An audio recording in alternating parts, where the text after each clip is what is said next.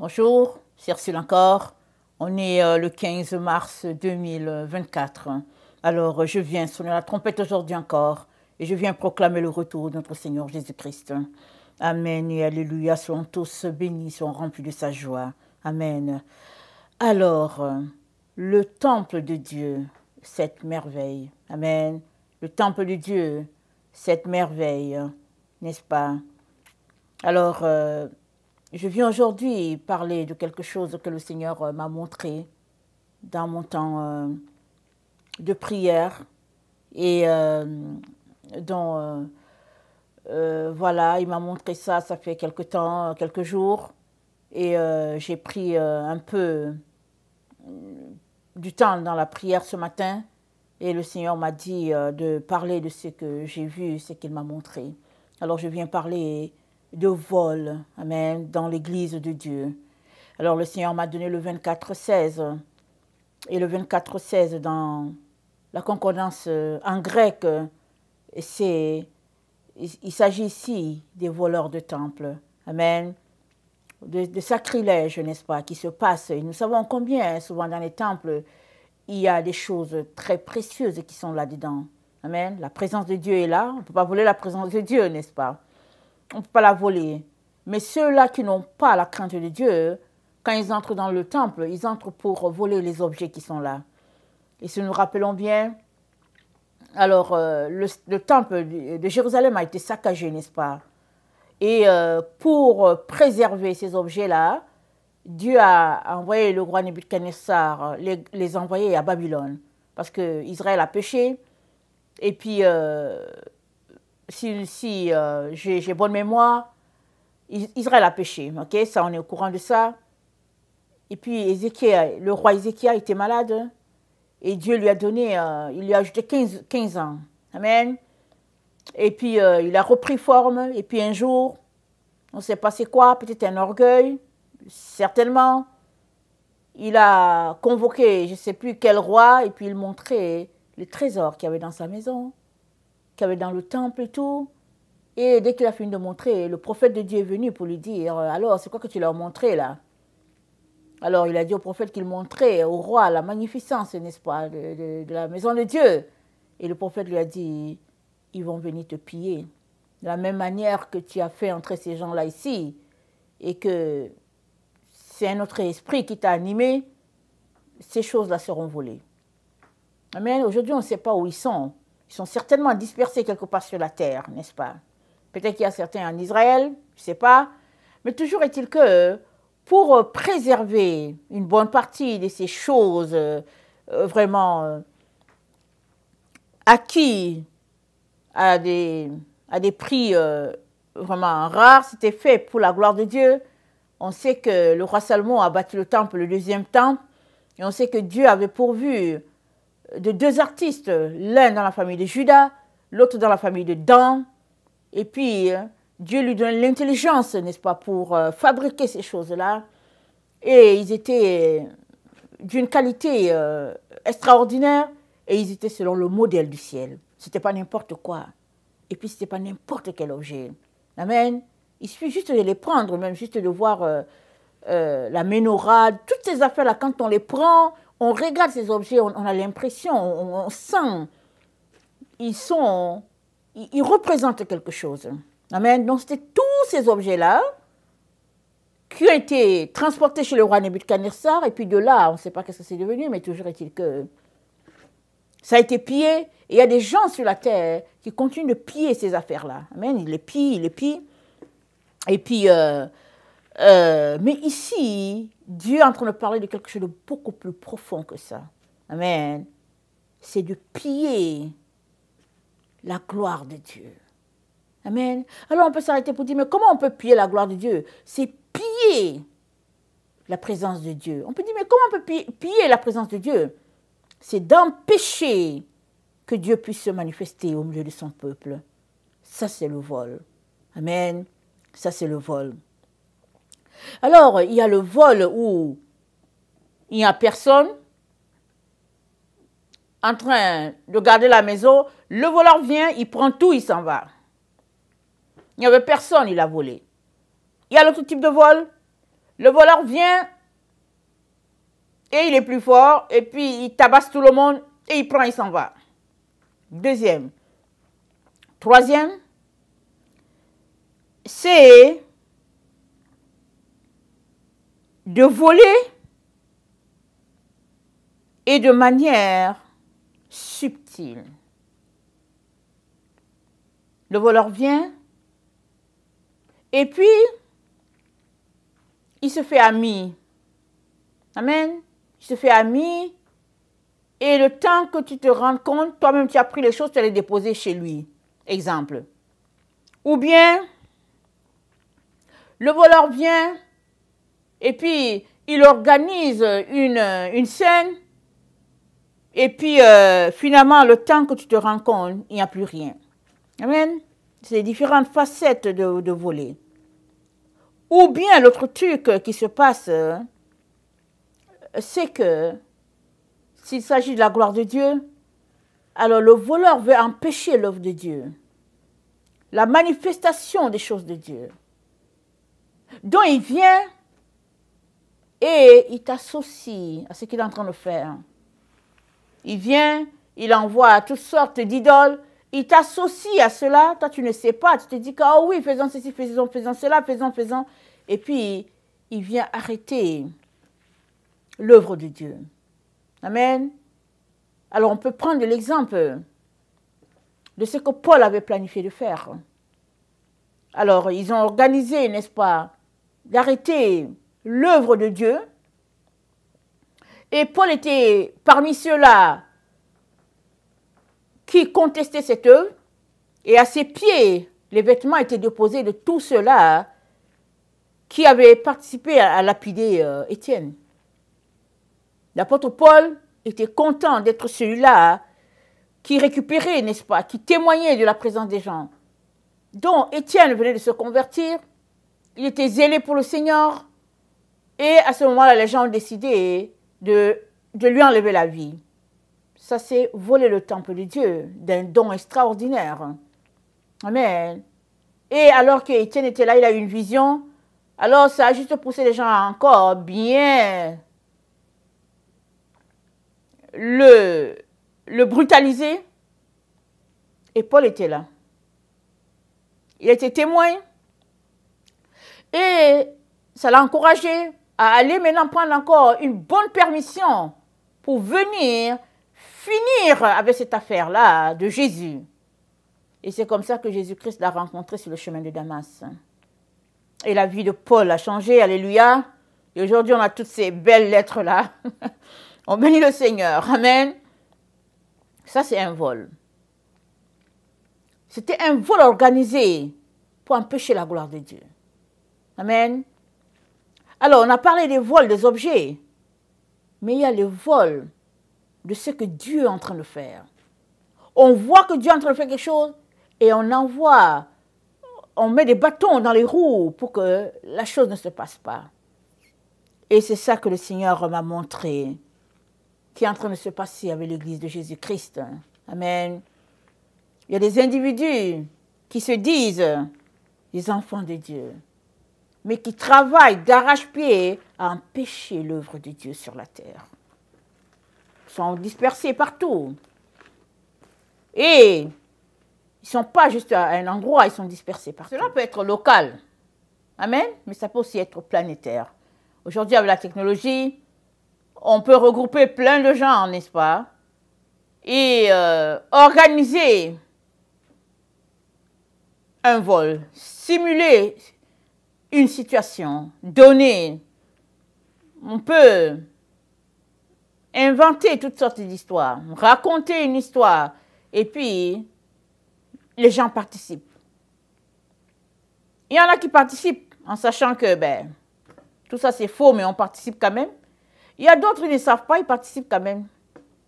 Ils participent, ils ne savent pas. Et tout est mis en place pour pouvoir empêcher l'œuvre de Dieu, pour pouvoir voler Dieu de ce qu'il est en train de faire. Amen. Et ça se passe dans plusieurs domaines.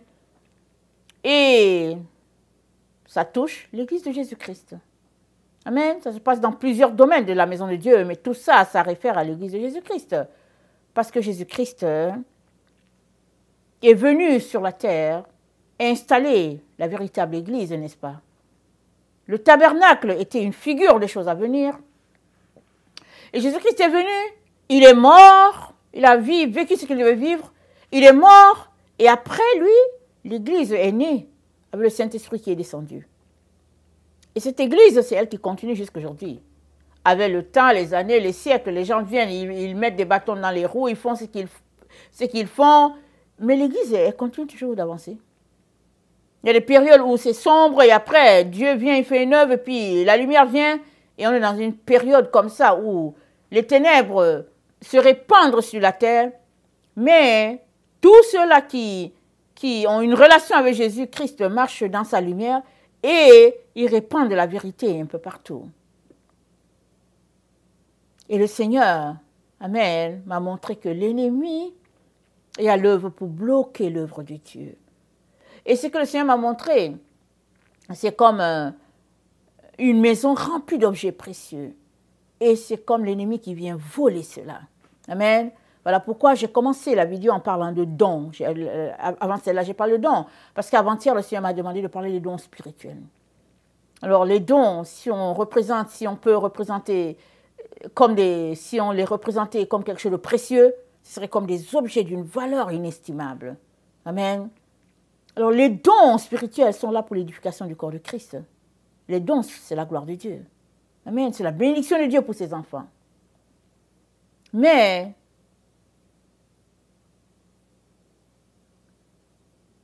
empêcher la manifestation de Dieu, c'est voler Dieu de ce qu'il est en train de faire. Maintenant, pourquoi un enfant de la maison empêcherait-il la gloire de cette maison? Pourquoi? De deux choses l'une. Soit cet enfant est frustré, il est rempli de jalousie, il est rempli de problèmes, soit il n'est pas enfant de la maison. Donc les deux cas sont là. Il y en a qui sont dans la maison de Dieu et qui ne sont pas les enfants de Dieu. Alors ils travaillent d'arrache-pied à bloquer Dieu. Il y en a qui sont ces enfants de Dieu, mais ils n'ont pas réglé leurs problèmes, de leurs émotions. Et ils sont là en train de ternir l'œuvre de Dieu. Que ce soit l'un ou que ce soit l'autre, Dieu vient aujourd'hui nous encourager pour nous dire que l'Église de Jésus-Christ se porte très bien. Sur toute la terre, l'Église de Jésus-Christ se porte très bien parce que c'est Jésus-Christ qui la gère, qui la conduit. Et la Bible dit, il n'y a personne qui entre dans la maison de quelqu'un sans avoir lié l'homme fort. Et Jésus-Christ dit, c'est lui l'homme fort de son Église. Il est la tête de l'Église. Et l'Église, c'est le corps. L'Église est appelée à se comporter, n'est-ce pas? Comme la tête demande. Et c'est Jésus-Christ qui demande que ce corps soit sanctifié et purifié. Alors Jésus-Christ demande à ses enfants, n'est-ce pas, qui travaillent d'arrache-pied pour empêcher l'œuvre de l'Église. Jésus-Christ leur dit que l'Église, elle est sanctifiée, elle est purifiée, elle a été lavée, elle a été rendue sans tache ni ride par notre Seigneur, Ephésiens 5, à partir du verset 23. Et il a payé le prix de sa vie, n'est-ce pas? Son sang a coulé, son eau a coulé, il a racheté l'Église. Et il l'a fait pourquoi? Pour toi. Pourquoi vas-tu donc travailler de manière à empêcher cette Église-là de refléter ce qu'elle est? Pourquoi vas-tu refuser de refléter qui tu es? Parce que c'est toi l'Église. C'est ça l'histoire. Plusieurs travaillent pour combattre l'Église, mais c'est eux l'Église. Plusieurs travaillent pour combattre, pour détruire le temple de Dieu, mais c'est toi le temple de Dieu. Plusieurs ne savent même pas qu'ils sont en train de travailler pour garder le faux temple. Et le vrai, ils le détruisent. Mais c'est toi le vrai temple de Dieu. Tu es le temple de Dieu. Mais comment vas-tu te détruire toi-même? C'est ça que Jésus-Christ te dit. Comment vas-tu te détruire? C'est parce que tu n'as pas compris. Amen, tu n'as pas compris ce qu'il est en train de faire. Tu n'as pas compris qui tu es. Au lieu de détruire, Jésus-Christ te dit, viens devant moi, je vais te dire qui tu es. Et au lieu de travailler de manière à détruire ce que Dieu t'a donné, tu vas tout simplement arracher les mauvaises plantes et tu vas te mettre à arroser ton jardin pour que ce que tu plantes puisse produire. Parce que, à la fin, quand tu seras devant Dieu, ta récompense sera en fonction de ce que tu auras sémé. Si ta semence ne donne rien, tu n'auras rien. Et Dieu veut que ta semence donne quelque chose. Voilà pourquoi il te dit, arrête-toi. Arrête-toi et cherche sa face. Alors, dans Job 26, le verset 13, voilà ce que le Seigneur dit. Job 26, le verset 13, c'est dit, son souffle donne au ciel la sérénité, sa main transperce le serpent fuyard. Le souffle de Dieu donne au ciel la sérénité. Et la main de Dieu transperce le serpent fuyard. C'est-à-dire Dieu est serein pour ce qui concerne son Église. Il est serein pour son plan pour l'humanité. Parce que son plan, c'est le plan de racheter. Et de racheter toute l'humanité. Il veut racheter tout le monde. Mais il ne peut pas te forcer. Mais il te demande d'arrêter. De combattre ce qu'il est en train de faire. Parce que tu combats la bénédiction qu'il a envoyée pour toi.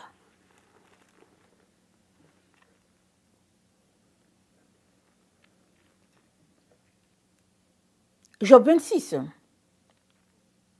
Je pris la parole et dis, comme tu sais bien venir en aide à la faiblesse, comme tu prêtes secours aux bras sans force, quel bon conseil tu donnes à celui qui manque d'intelligence. Quelle abondance de sagesse tu fais paraître. À qui s'adressent tes paroles et à qui est-ce qui... Et puis, qui est-ce qui t'inspire, pardon. Devant Dieu, les ombres tremblent. Au-dessous des eaux et de leurs habitants. Devant lui, le séjour des morts est nu. L'abîme n'a point de voile. Amen. L'abîme n'est pas caché devant Dieu. Le séjour des morts est nu. C'est-à-dire que Dieu voit tout ce qui se passe. Il n'y a rien qui soit caché devant lui. Il étend du septentrion sur le vide. Il suspend la terre sur le néant. Il renferme les eaux dans les nuages, dans ses nuages. Et les nuages n'éclatent pas sous leur poids. Il couvre la face de son trône. Il répand sur lui sa nuée. Il a tracé un cercle à la surface des eaux, comme limite entre la lumière et les ténèbres. Amen. Dieu a placé la limite des ténèbres. Les ténèbres ne peuvent pas atteindre la lumière. Il l'a placée. Son église est une église pure. Malgré tous les efforts qu'en tant qu'humain, malgré tous les efforts que les humains font, pour ternir son église est dans la lumière. Tout ce qui est ténèbres ne va pas atteindre son église. Sa véritable église.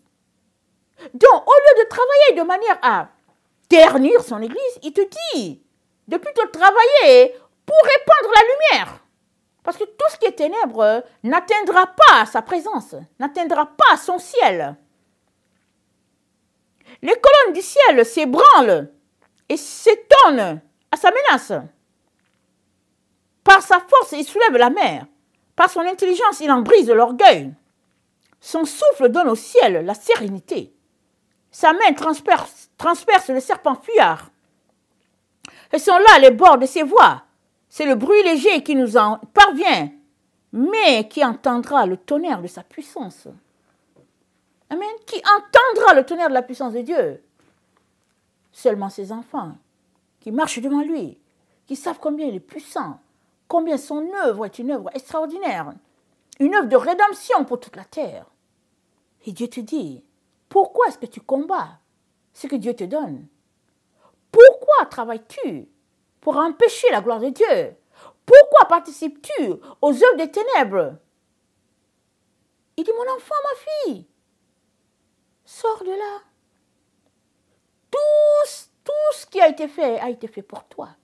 Dieu a créé les cieux, la terre. Il a créé tout ça pour toi. L'ennemi veut te voler.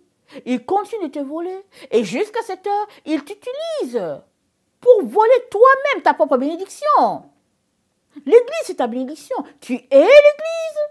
Tu es le temple de Dieu. Tu es sa gloire. Tu es la lumière. Tu es le sel. Tu es tout ce que Dieu a de beau qu'il a placé en toi. Tu es cela.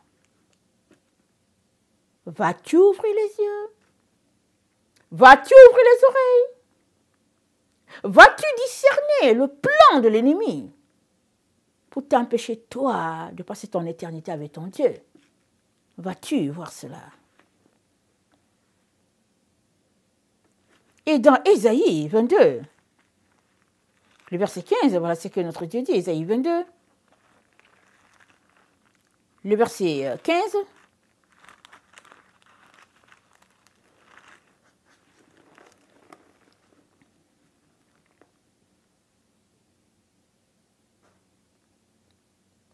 Ainsi parle le Seigneur l'Éternel des armées.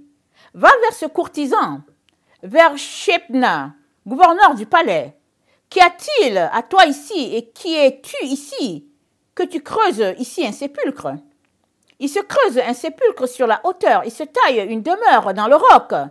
Voici l'Éternel te lancera d'un jet vigoureux. Il t'enveloppera comme une pelote. Il te fera rouler comme une balle sur une terre spacieuse. Là tu mourras, là seront tes chars magnifiques. Ô toi, l'opprobre de la maison de ton maître, je te chasserai de ton poste. L'Éternel t'arrachera de ta place. En ce jour-là, j'appellerai mon serviteur Eliakim, fils de Hilkija. Je le revêtirai de ta tunique, je le ceindrai de ta ceinture, et je remettrai ton pouvoir entre ses mains. Il sera un père pour les habitants de Jérusalem. Et pour la maison de Juda, je mettrai sur son épaule la clé de la maison de David. Quand il ouvrira, nul le fermera, et quand il fermera, nul n'ouvrira. Je l'enfoncerai comme un clou dans un lieu sûr. Il sera un siège de gloire pour la maison de son père. Il sera le soutien de toute la gloire de la maison de son père. Des rejetons nobles et ignobles de tous les petits ustensiles, des bassins comme des vases. En ce jour-là, dit l'Éternel des armées, le clou enfoncé dans un lieu sûr sera enlevé. Il sera abattu et tombera. Et le fardeau qui était sur lui sera détruit, car l'Éternel a parlé. Amen. Alors, nous savons que tout ça, ça relie à Jésus-Christ. Amen. Cette prophétie est sortie avant que Jésus-Christ ne vienne sur la terre. Et c'est dit, je prendrai mon serviteur Eliakim, fils de Hilkija. Tout ça, c'est dans la famille de Juda. Et on sait que Jésus-Christ est venu. Amen. Il s'est dit quoi? Il dit, il ouvrira, personne ne fermera. Il fermera, personne n'ouvrira. J'enfoncerai comme un clou sur un mur sûr. Amen. Et à la fin, c'est dit, le clou enfoncé dans un mur sûr sera enlevé, sera abattu et tombera, et le fardeau qui était sur lui sera détruit. Amen. Ça veut dire quoi? Ça veut dire quand on enfonce un clou, c'est pour soutenir quelque chose. Et après, Dieu dit que ce clou-là, il va le détruire. Et finalement, il n'y a rien qui va rester. Ça veut dire quoi? Jésus a dit, recevez mon instruction. Mon joug est léger. C'est-à-dire, il n'y a pas de fardeau, n'est-ce pas, à marcher sur les voies de Jésus. Il n'y a pas de fardeau. Jésus-Christ lui-même a souffert. Lui-même, il a sanctifié son Église. Lui-même, il l'a purifié. Lui-même, il l'a rendu propice. Et lui-même, il l'a revêtu de tous les objets précieux. Amen. Et il te dit, entre. C'est tout. Il te dit, voici la maison que j'ai pour toi. Entre, repose-toi et jouis de tout ce que j'ai acquis pour toi. Vas-tu maintenant prendre ça et puis détruire? C'est pour toi. C'est le cadeau que Dieu t'a donné.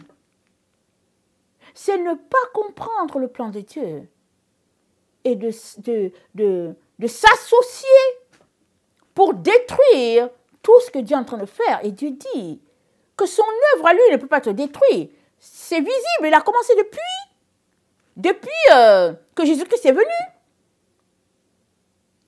Et Gamaliel a dit, c'est celui qui a formé, Gamaliel est celui qui a formé l'apôtre Paul, n'est-ce pas? C'était son maître, un pharisien qui le formait. Et les gens voulaient détruire l'œuvre de Jésus entre les mains des apôtres. Et j'imagine que Gamaliel était déjà en pleine réflexion, peut-être. Alors, acte 5, le verset 34. Mais un pharisien nommé Gamaliel, le docteur de la loi, estimé de tout le peuple, se leva dans le Sanhédrin et ordonna de faire sortir un instant les apôtres. Puis il leur dit, hommes israélites, prenez garde à ce que vous allez faire à l'égard de ces gens. Car il n'y a pas longtemps que parut Theudas, qui s'est donné pour quelque chose et auquel se rallièrent environ 400 hommes. Il fut tué et tous ceux qui l'avaient suivi furent remis en déroute et réduits à rien. Après lui parut Judas, le Galiléen, à l'époque des recensements. Il attira tout le monde à son parti, il périt aussi. Et tous ceux qui l'avaient suivi furent dispersés. Et maintenant, je vous le dis, ne vous occupez plus de ces hommes et laissez-les aller. Si cette entreprise ou cette œuvre vient des hommes, elle se détruira. Mais si elle vient de Dieu, vous ne pourrez la détruire. Ne courez pas le risque d'avoir combattu contre Dieu. Quel conseil! Pas étonnant que son fils Paul soit devenu chrétien. Pas étonnant que Paul a expérimenté Jésus. Mais on voit que Gamaliel était un peu peut-être du type de... comment il s'appelle? L'autre qui allait voir Nicodème, voilà. Parce que dans toutes choses, on a besoin de sagesse. On a besoin de sagesse en tout et pour tout. Surtout quand vient le moment de vouloir combattre l'œuvre de Dieu. Il faut s'arrêter et se demander, qu'est-ce que je suis en train de faire? Dans Matthieu 12, le verset 30, Jésus-Christ dit, « Celui qui n'est pas avec moi est contre moi, et celui qui n'assemble pas avec moi disperse. » Amen. Souvent, on ne le réalise pas. On ne réalise pas qu'on est en train de disperser. Jésus veut une chose, une direction. Il a purifié son Église. Il l'a rendue sans tache, ni ride, ni rien de semblable. Il a fait de son Église un joyau, une perle, pas pour qu'elle soit souillée encore. Et souvent, on n'aime pas ça. Et on veut une autre Église. Mais Jésus-Christ est mort pour son Église à lui, pas pour notre Église à nous. Il veut son Église d'une façon. Et l'Église que Jésus-Christ a mis sur place existait déjà depuis l'éternité. Le tabernacle était juste une préfigure. Et après, il y a eu le temple de Salomon. Et après, finalement, il y a l'Église telle que Jésus-Christ le voulait, telle que Dieu le voulait. Et cette Église-là, elle devait connaître, elle devait voir le jour après que Jésus-Christ soit venu, soit mort. Amen. Et qu'il soit retourné, parce que cette Église serait le reflet, n'est-ce pas, de la gloire de Dieu, mise en place, n'est-ce pas, par le Saint-Esprit. C'est ça. Et cette Église serait rayonnante dans le temps dans lequel nous sommes dans les derniers jours. La Bible nous dit que par le passé, Dieu nous a parlé par les prophètes. Et dans les temps dans lesquels nous sommes, Dieu nous parle par son Fils. Amen et alléluia, il nous parle par son Fils. Amen. Et le Fils, c'est lui qui a établi l'Église. Et c'est dit quoi? C'est dit, on vient de lire dans Ésaïe 22, Dieu dit qu'il va mettre dehors celui-là qui oppose Dieu, Shebna, il va mettre Ilkija. Amen. Il va mettre Eliakim, le fils de Ilkija. Attendez, il faut pas que je confonde les noms. C'est très important de ne pas confondre. On est dans Ésaïe 22. Je vais juste citer les noms pour m'assurer que je le cite bien. Il dit qu'il va mettre... Voilà, il dit, j'appellerai mon serviteur Eliakim, fils de Ilkija. Amen. Et il va lui remettre la gouvernance sur son épaule. Et nous savons, n'est-ce pas, que Jésus-Christ, n'est-ce pas, est celui-là qui a porté, n'est-ce pas, la gouvernance de Dieu telle que Dieu le voulait, si bien que les pharisiens ne comprenant pas la parole, eux ils pensaient que Jésus-Christ allait venir et puis il va établir un règne selon le monde et puis qu'il les délivrerait des Romains. Mais Dieu parlait d'une gouvernance spirituelle. Dans leur frustration, ils l'ont tué. Parce qu'ils veulent un gouvernement, ils veulent tout simplement être délivrés des Romains. Mais Dieu n'était pas en train de parler de ça. Donc Jésus-Christ a bel et bien porté la gouvernance, n'est-ce pas, sur son épaule. Et dans les temps dans lesquels nous sommes, il répand sa gloire sur toute la terre.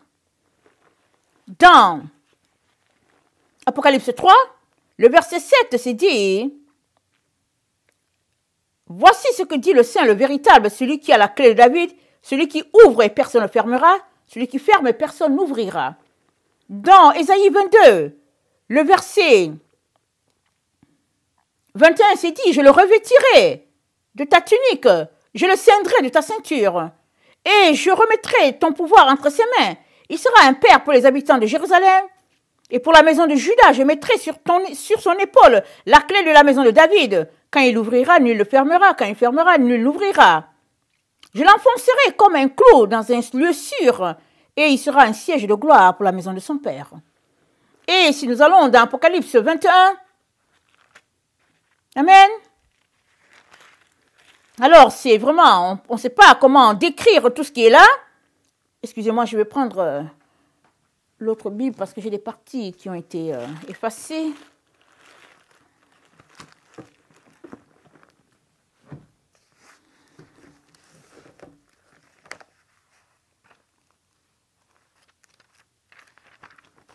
Dans Apocalypse 21, parlant du temple de Dieu, de la maison de Dieu, des objets précieux qu'il y a dans la maison, il s'est dit,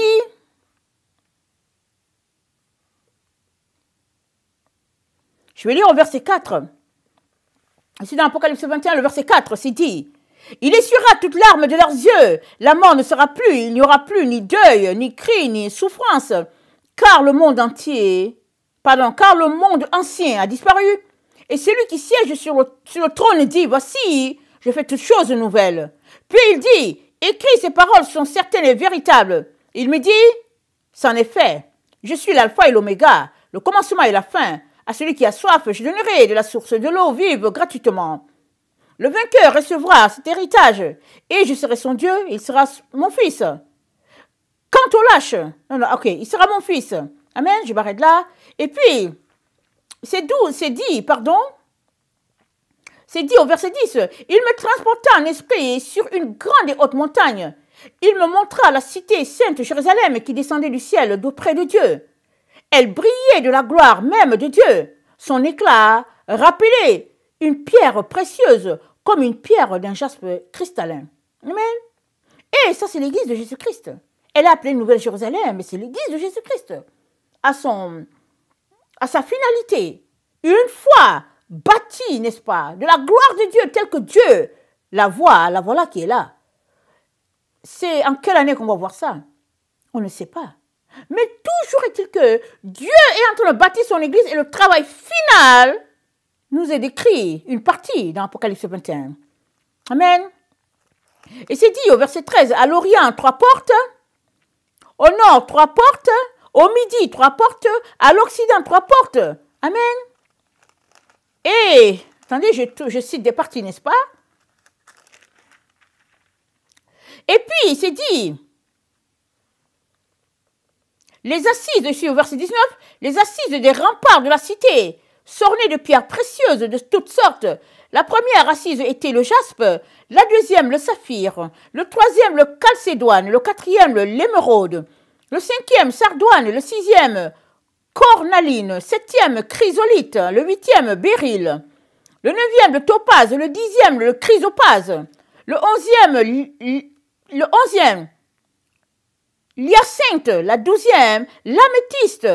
Les 12 portes étaient 12 perles, chacune des portes était d'une seule perle. Amen. Chacune des perles. À la place de la ville, de la cité, était d'or pur, comme un cristal limpide. Mais de temple, je n'en vis point dans la cité. Attends, mais de temple, je n'en vis point dans la cité, car son temple, c'est le Seigneur, le Dieu souverain, ainsi que l'agneau. La cité n'a besoin ni de soleil ni de lune pour l'éclairer, car la gloire de Dieu l'illumine, et son flambeau, c'est l'agneau. On peut lire. Et ça, c'est l'église finale de Jésus-Christ. C'est lui qui l'a bâtie. Par son sang, pas par le sang de quelqu'un, par son sang à lui. Il a souffert pour amener l'église à ce stade-là. Et nous sommes ses enfants, et nous sommes à un stade donné de l'église. Et il est en train de la bâtir.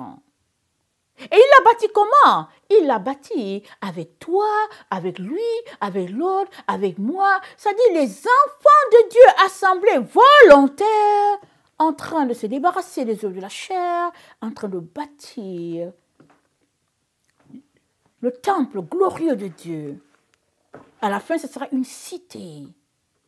Et il n'y aura pas de soleil, il n'y aura pas de lune. La gloire de Dieu va éclairer cette cité-là. Et vas-tu accepter que l'ennemi t'utilise pour voler les richesses du temple? Le temple, c'est toi. Le temple, c'est toi. Les dons de Dieu se manifestent en toi. Soit tu les laisses se manifester, soit tu négliges. Alors que tu négliges les dons, tu es en train, je ne sais pas comment je vais utiliser le mot, je voulais dire le mot punir, mais je trouve que ce n'est pas le bon mot. Tu es en train de pénaliser, voilà. Tu es en train de pénaliser tout le monde. Si tu développais ton don, tout le monde bénéficierait de ton don. Mais si tu ne le développes pas, les autres seront pénalisés. Mais pire, si tu participes avec ceux qui veulent détruire le temple de Dieu, alors tu es en train de participer à te voler toi-même. Parce que les ennemis de Dieu, ils travaillent de manière à détruire, comme Shebna. Ésaïe 22, comme Shebna. Il voulait construire un sépulcre dans le temple de Dieu. Dieu lui a dit, ah non, mais non, tu ne vas pas bâtir un sépulcre ici. Mais qui est Shebna? Si on va plus loin, Shebna avait pris domicile dans le temple de Dieu. Mais il ne connaissait pas le Dieu d'Israël, dont le sépulcre c'était lui-même. Lui-même, il était ce sépulcre, cette abomination dans la maison de Dieu.